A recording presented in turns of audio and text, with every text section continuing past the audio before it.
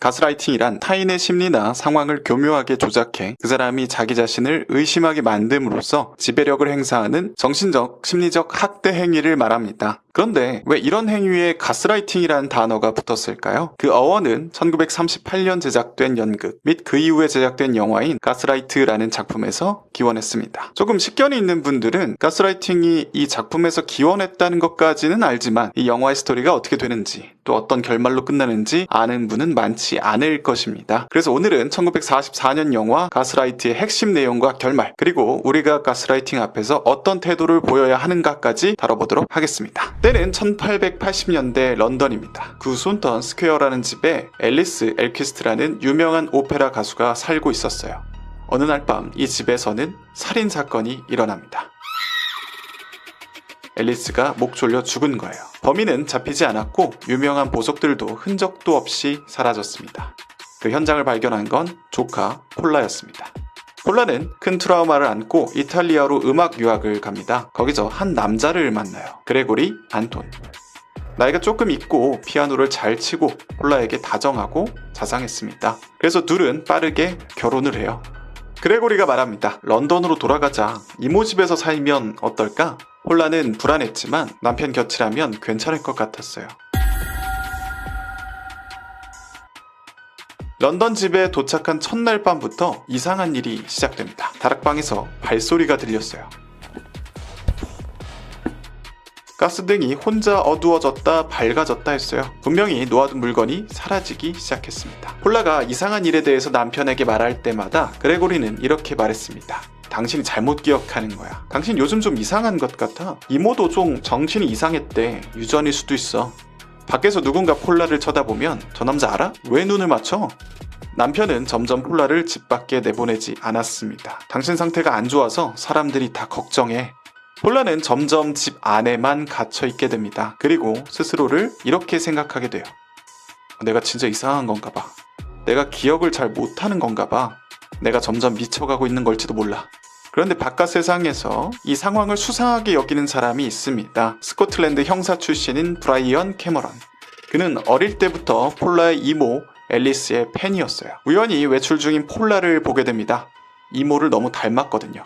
브라이언은 조용히 이 집을 감시하기 시작했습니다. 브라이언은 기록을 파헤쳐 보았습니다. 그리고 충격적인 사실을 알아냅니다. 그레고리 안톤의 진짜 이름은 세르지스 바우어.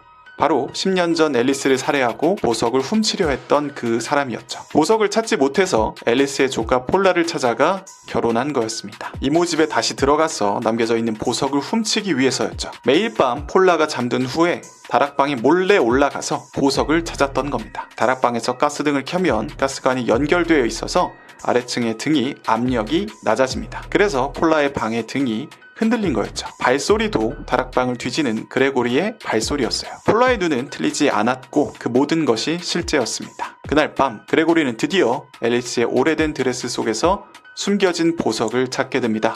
이제 폴라를 정신병원에 보내기만 하면 돼 라고 생각했습니다. 그런데 브라이언이 먼저 와 있었어요. 그레고리는 붙잡혀서 의자에 묶이게 됩니다. 폴라 혼자 그레고리 앞에 남게 되었어요. 그레고리가 이때 말합니다. 칼로 이 밧줄 좀 끊어줘. 나 좀 풀어줘. 폴라가 천천히 칼을 들어요. 그리고 이렇게 말합니다. 미안해요. 나는 물건을 자꾸 잃어버리잖아요. 내가 이렇게 이상한 사람인데 어떻게 당신을 도와드릴 수 있겠어요?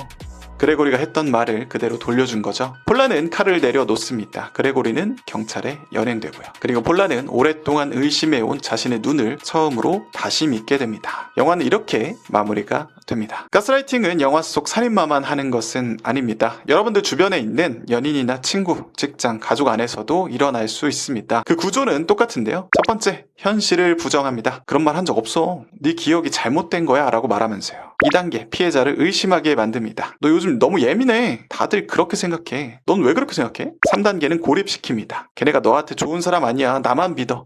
나만 믿으면 실패할 일 없어.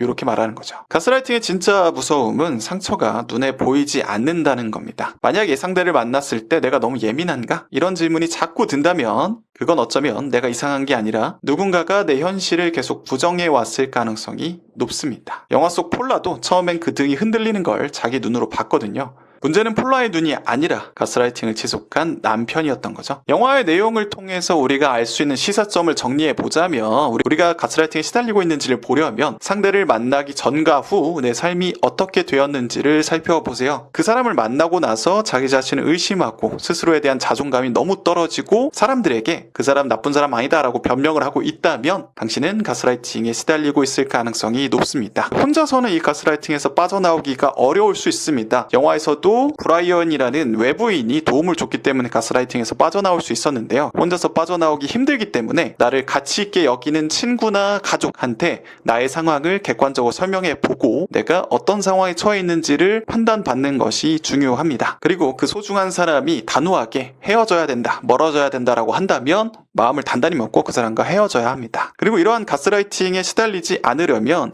평소에 나를 소중하게 여기는 태도를 갖추는 것이 매우 중요합니다. 누군가가 나를 의심하게 만들어도 내 자아가 단단하다면 그 사람에게 흔들리지 않기 때문이죠. 네, 오늘의 영상은 여기까지입니다. 오늘의 영상이 마음에 드셨다면 좋아요와 구독 그리고 알람 설정까지 해주세요. 바로 이어지는 영상은 제가 가스라이팅에 대해서 설명해 놓은 영상이거든요. 그 영상을 보시고 가스라이팅에 대한 공부를 완성해 보시기 바랍니다. 그럼 안녕!